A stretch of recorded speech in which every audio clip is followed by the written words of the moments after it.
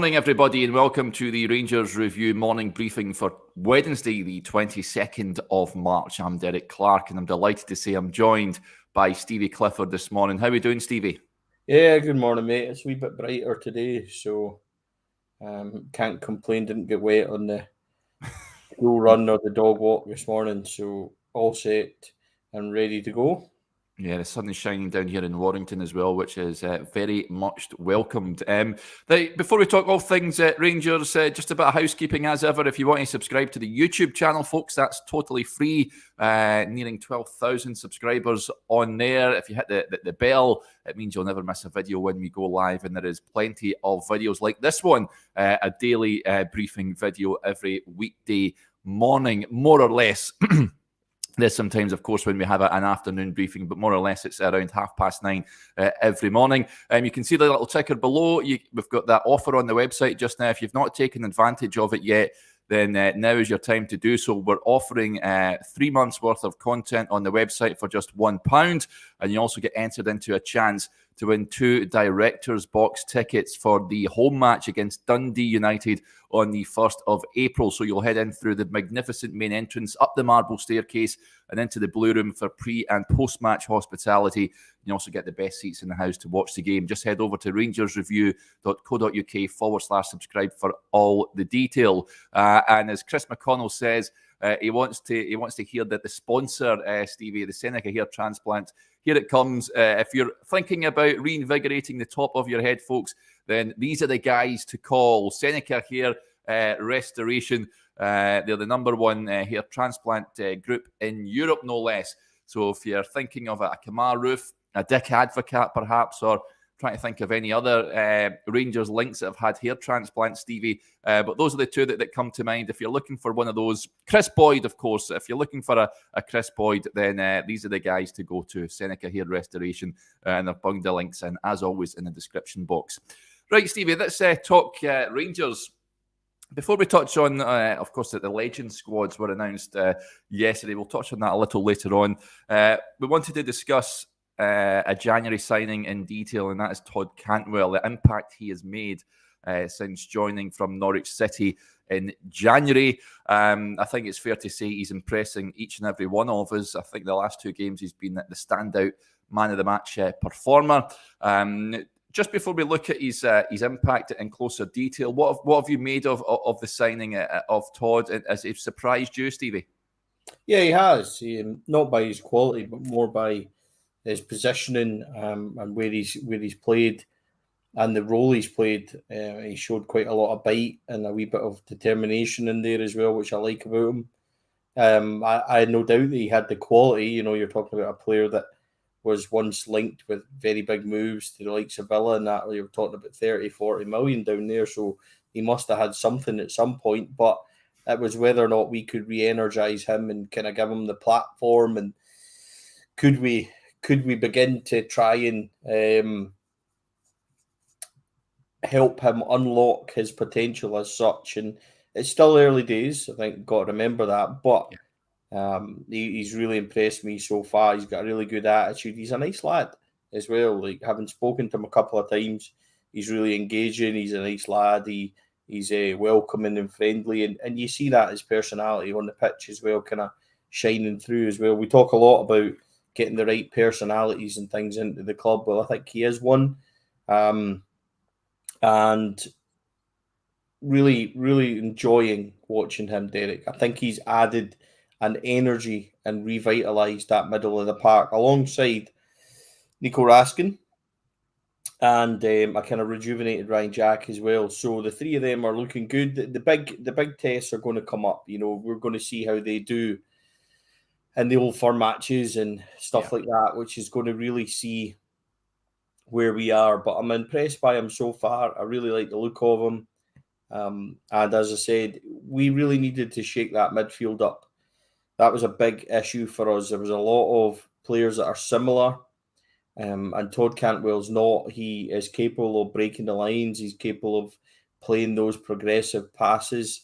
He's capable of playing the through balls that we maybe missed centrally as well. You've seen his ball to Antonio Cholak at the weekend, which unfortunately we know what happened next. But he is somebody that can do something a wee bit different, and he works hard. I think that's one of the things that we maybe didn't expect from him. Maybe expect more a luxury player, but he's not that.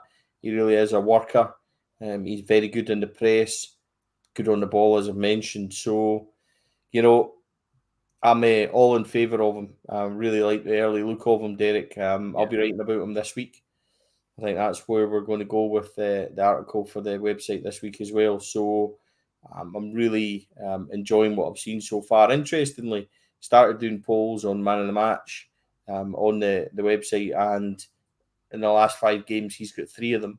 So that kind of shows you, I think, where he is and how much people are enjoying watching him. So all for it. Really good investment so far. He's the kind of energy and the kind of bite and things that we need more of, and hopefully we'll get to see a lot more of him towards the end of the season. The big tests are still to come. I think that's fair, just to kind of reiterate that. We've got a habit of going overboard too early and need to give him time and let him do his own thing and let him progress. But I don't think he's anywhere near what he could be for us. But we'll certainly learn a lot more in the next month or two when the really big tests come. Yeah, that's what's exciting for me, Steve, is that, I mean, this is what we're seeing, and he's just joined the club, so his potential is enormous for me. Lots of comments coming in. Before we touch on that, I did like his interview alongside James Tavernier after the game at the weekend, and Tavernier was asked about Cantwell's impact, and he says, you know what, he's been a credit to himself since he's come in the door. He's worked really hard, got his head down, and he's a match winner for us. We just have to keep giving him the ball, and I'm happy for him to get on the score sheet. That's key for me. He is a match winner. Rangers have lacked a match winner for some time now. They don't have them in abundance, and in Todd Cantwell, it's interesting to hear the captain say that, and they'll be seeing his quality every day in training. And he's certainly producing the goods. Let's get to a few of the comments coming in. Craig Andrews says, just coming in and impacting is nice for a change. Yeah, absolutely. Him and Raskin, I mean, it's clear to see the 2 starters that have walked right into that. Well, not walked, but you know what I mean. Walked into the team, that their first team starters. As Michael Beale said, of course, he wanted players to impact it at the first team. He wasn't interested in squad fillers. And then Cantwell and Raskin, they are certainly 2 players that have improved that first 11. Makia says, morning, Derek and Steve. Of the 2 signings, Cantwell has been exceptional so far. We're in a great position with the midfield, and the future looks bright. I'm not too sure, but we're in a great position just yet in terms of the midfield, Stevie. But those 2 signings have certainly improved it massively. It was needing reinvigorated. I still expect a number of changes in the summer with regards to that area of the pitch. Yeah, I mean, I think if we look at it in isolation, the comment as in we're in a great position, I think we're in a better position than we were in January when we really needed an uplift. So if we look at it as being that's what Maka maybe means, a great position compared to then I would agree with him. I think what we've done is we've maybe halved the work that we needed to do in the summer. There needed to be a big turnaround in there, but now, with the 2 of those young lads in there, it's given we're nearly on the right path with regards to the midfield. I'm like you. I still think Glenn Kamara needs to be moved on. Stephen Davis's time at the club's coming to an end. I do believe there's question marks over John Lundstrom's future as well, especially with 1 year left on his deal come the summer. So I would expect Ryan Jack to get another deal. And if you're talking about those 3 being in there, we still need somebody else. So I still think the midfield needs one more that could be the same kind of quality and maybe even a wee touch above what we've already got in Raskin and Cantwell and stuff. And now that's going to be difficult, but we need to have real competition. We need to push on from there. I think the thing about Cantwell and Raskin is, Derek, that we've said this quite a lot, we spoke about it before, is that our midfield was so similar. It had so many defensive type midfield. And I remember, we used to get the likes of Kamara, Jack, Lundstrom in the 3, or Kamara, Jack Davis or whatever, and people would be like, this is overkill, it's very similar. Well, if you stick Raskin, Jack, Cantwell in there, it's a complete contrast to what we've been used to. Very forward thinking, lots of drive in the middle, and those things we've talked about, the ability to play those passes and things. If you look at the quality of Todd Cantwell's half volley, which he played, reversed over the other side of the pitch to James Tavernier, that's the kind of quality he's got.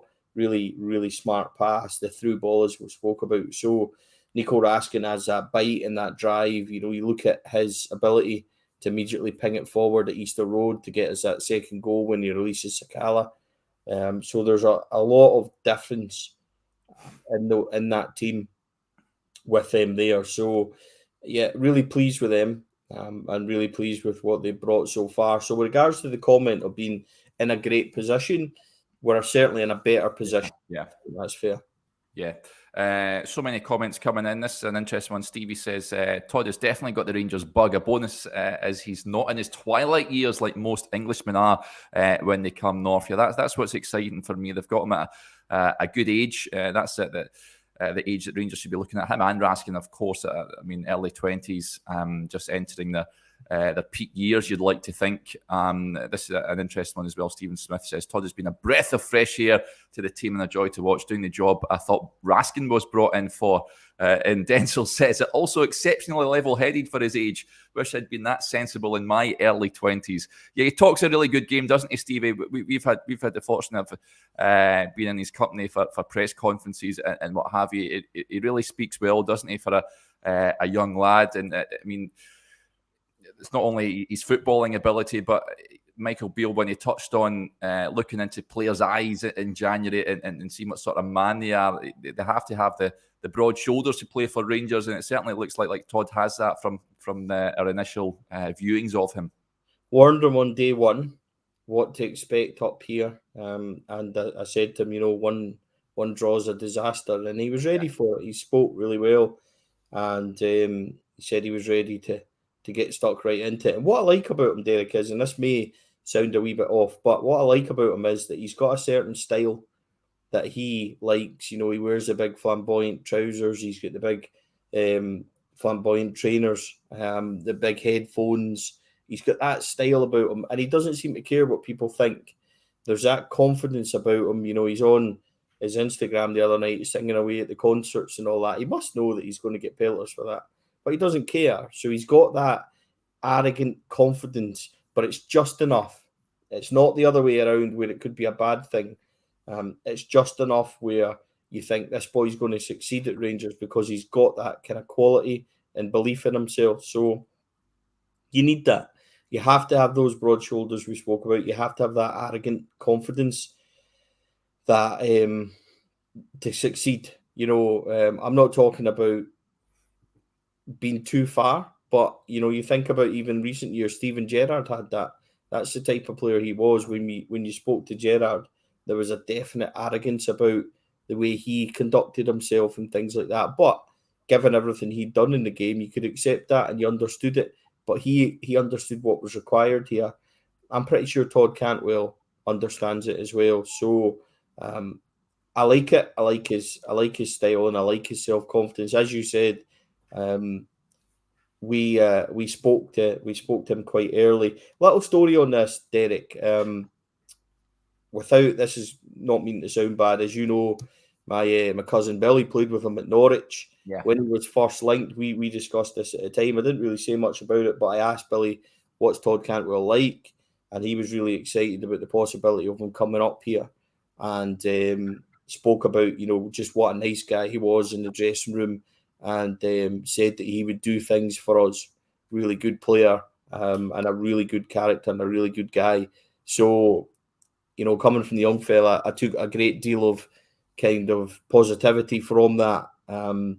And when you see how he's conducted himself in the kind of early stages of his Rangers career, I'm really excited to see what's to come. I must admit, I've got a wee bit of a soft spot for him, Derek, in terms of sometimes guys come in and it takes a wee while and you take a wee bit to warm to him. He's fast becoming one of my kind of wee favourites in there. So really impressed with him so far, and I think he's gonna just do just fine for us.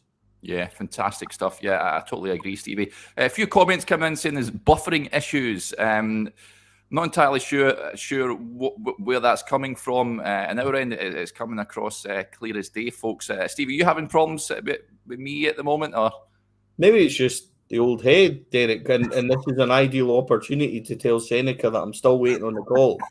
You know what I mean? So maybe that's what it is, Derek. But no, it's absolutely fine here. Apologies, folks, if you're having watching. You're missing some great points by me as always. Right?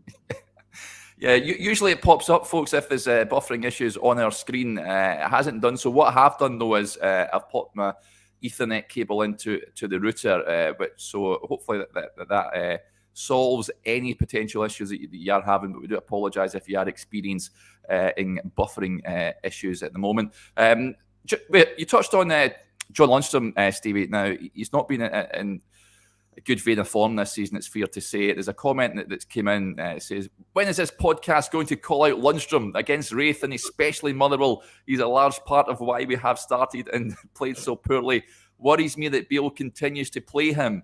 So we'll address him right now, Stevie. I think Harry's not been listening to me for several weeks and stuff, because it's fair to say that I've called John Lundstrom out, and so have you, Derek. So yeah, no, I don't think that's fair. We've certainly called John Lundstrom out and his lack of performances. He was one of the ones that was highlighted by me just a couple of weeks ago that really needs to begin to show his qualities. So I think he's somebody that suffered from a poor pre-season. I think he's somebody that suffered from maybe fitness and having knocks throughout. But I think John Lundstrom can be a much better version than he's shown at the moment.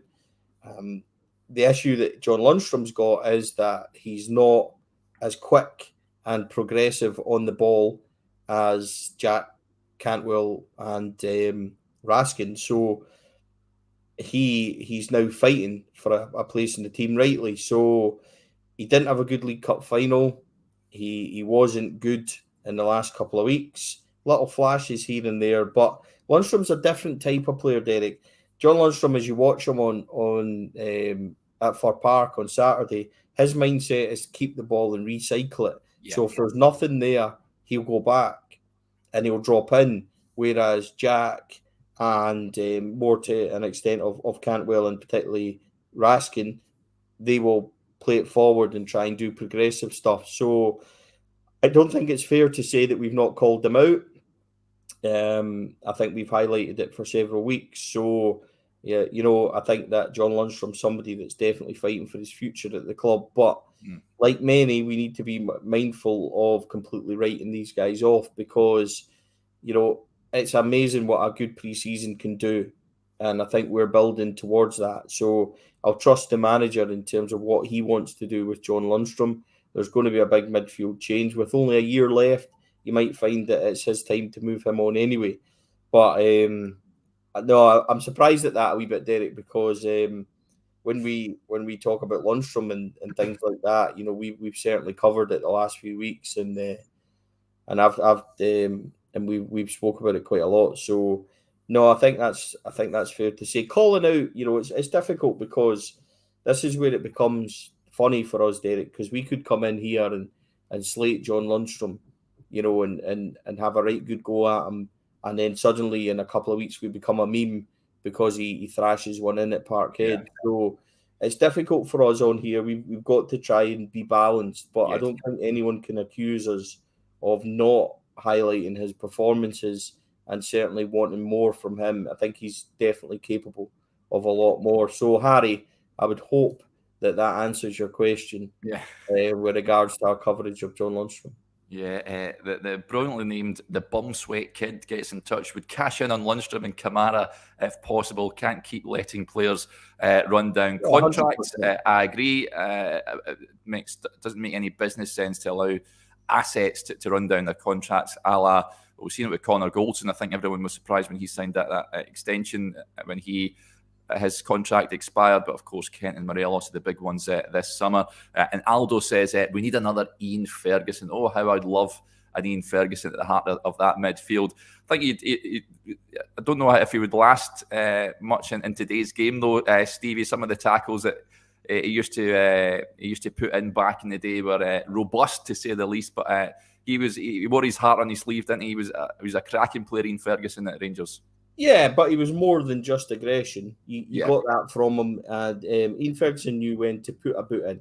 yeah, That's the difference. But he was a baller. He could play. He was aggressive.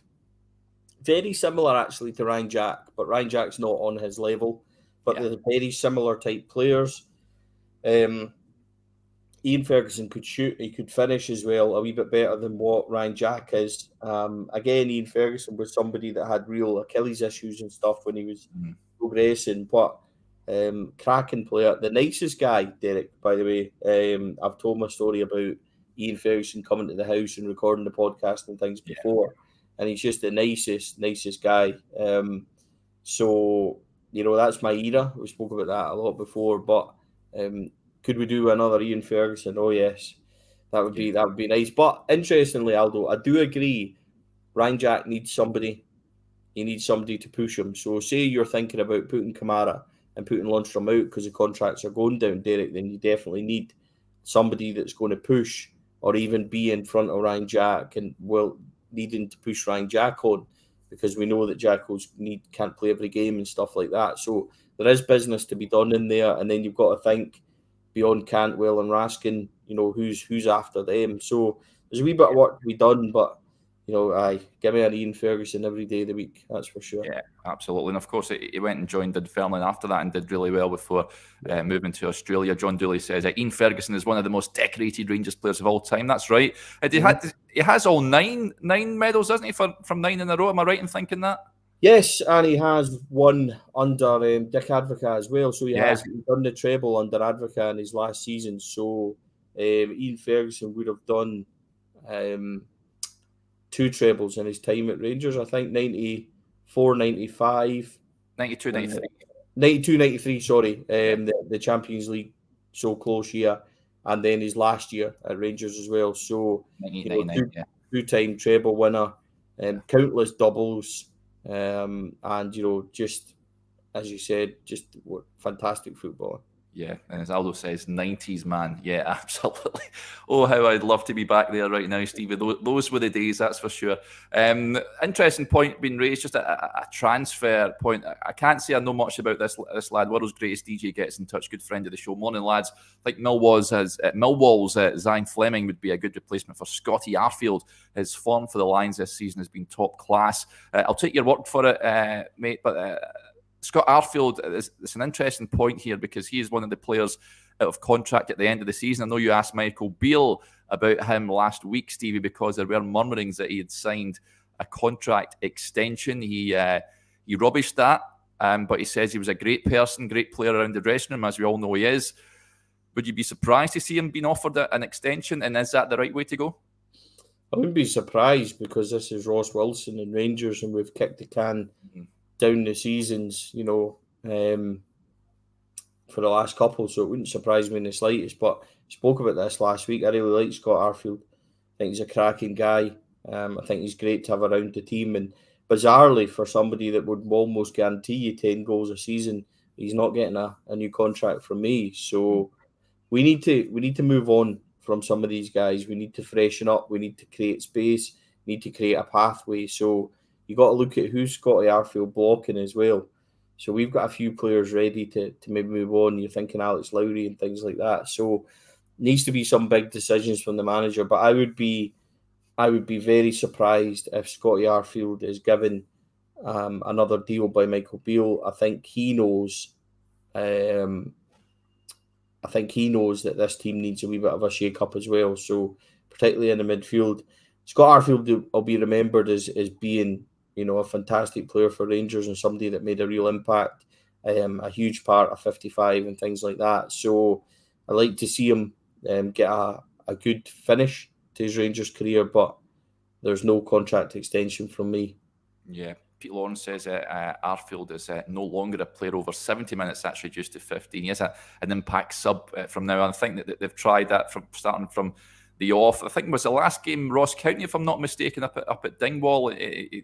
He never, he wasn't the only one. Rangers huffed and puffed. They did get the job done in the end. But I think off the bench is where he's best used. But yeah, I can see him being one of many moving on in the summer. Let's move on to other news that emerged yesterday. Of course, the Legends game taking place on Sunday, Stevie, the second one in as many years. The Rangers Legend squad, I'll give you a rundown of that, folks. It's Ronald Vaterus and Roy Carroll, the goalkeepers, Sasa Papach, Colin Hendry, Marvin Andrews, Alan Hudson, Gregory Vignal, Lorenzo Amoruso, and Bruno Alves, the defenders. Midfielders are listed as Barry Ferguson, Yor Alberts, Pedro Mendes, Alan Hutton again. There's only two Alan Huttons, Ronald de Boer, Alex Ray, and Charlie Adam. And the forwards being Shota Arveladze, Rod Wallace, Nikica Jelavic, Chris Boyd, Jermaine Defoe, Peter Lovenkrands, Kenny Miller, Jonathan Johansson, and Daniel Kuzan.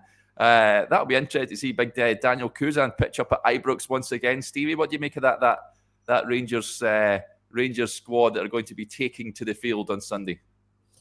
You just love to trigger me, Derek, don't you? So everybody knows what I'm like as well, and I think the term legends is doing a lot of lifting there for some of those individuals. Bruno Alves, who was amongst, how do I say this without getting into trouble? I don't think there's many ways, but Bruno Alves didn't fancy life at Rangers. He didn't fancy the big challenges. He was unavailable for an old firm and things like that. So for him to suddenly rock up on Sunday and want the adulation of the fans and that, not for me. Daniel Kuzan, as much as he might have made an impact and been part of things, his attitude was absolutely rotten at the time. So, I'm not a fan of certain members of that squad. I think it's doing Legends a real disservice. There's a few names in there that are great to see, absolutely. But, Roy Carroll was maybe at Rangers, 3-4 months? He played one game against Dunfermline in the League Cup. Yeah, and then he's moving on. He plays in a lot of the benefit games that raise a lot of money to his credit down south and all that. So he is obviously a big Rangers fan. But yeah, I know what you mean. Thinking I love Kuzan. I've got to say when he was on it, he was unplayable at times. I think Leon, Celtic spring to mind. Fiorentina, we all know he sold the jerseys in that semi-final, but they've done the business in the end. I just wonder if he was available for that UEFA Cup final, whether it had been a different outcome. But you're right, Stevie, he divides opinion. Daniel Kuzan, of course, nearly joined Rangers once again in 2012 in that dark days that we'll not go into. But Bruno Alves is another one. When Rangers signed him, I think everyone was waxing lyrical, thinking, this is what a coup this is to bring a Portuguese defensive legend, played at the very top level, but for one reason or another, it didn't quite materialise. Another era, Stephen, that's best left in the past, I think. It's funny because you said coup there, and that's not quite the meaning you meant, but yeah, coup is definitely a good way to describe Big Bruno. But listen, all joking aside, good on him for coming across and taking part. It's going to be a great spectacle for everybody as well. 5 Stars have done a great job in putting it on for the club as well. So I hope everybody goes along. I think you can pick up tickets for the kids for just £1.